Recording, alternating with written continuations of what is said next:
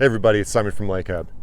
We're out on the lake today and we're talking about schools of fish. When you're out on the water and you're looking for white bass, sand bass, sandies, whatever you like to call them, when most of the year they're going to be schooling, right? They're going to be swimming in schools chasing bait.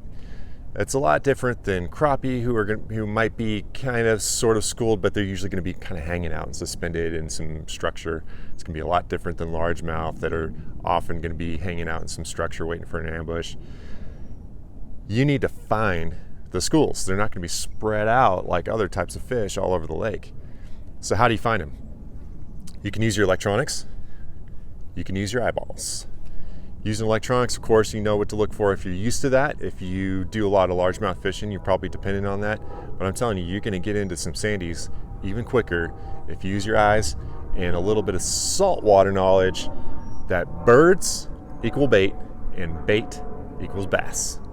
So if you see birds circling, if you see birds dive in the water, then you know that there's a bait ball. There's going to be minnows, there's going to be shad or whatever the local fare is at your local lake. And there's going to be underneath that bait ball and around that bait ball, there's going to be some kind of fish chasing this bait. If you have striper, there's going to be striper. If you have white bass, sandies, then there's going to be sandies.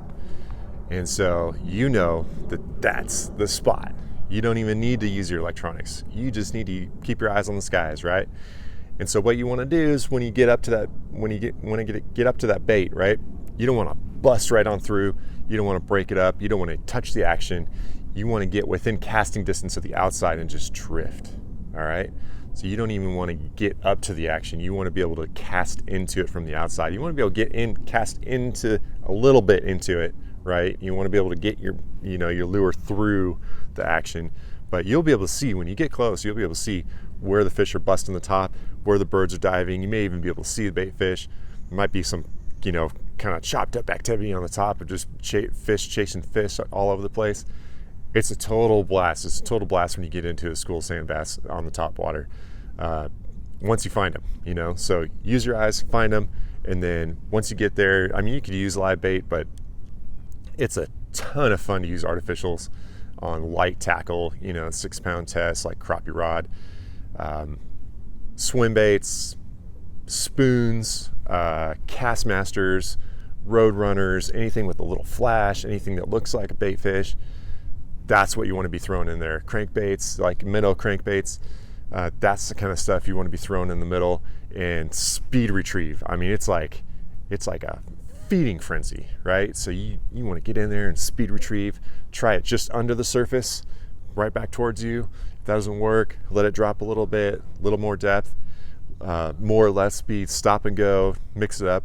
But usually once you find the fish, it is just hookup after hookup. If you've got a two bait, rig, if you know how to tie that, do that. Throw 2 jigs at a time. You'll be catching them 2 at a time. It's crazy.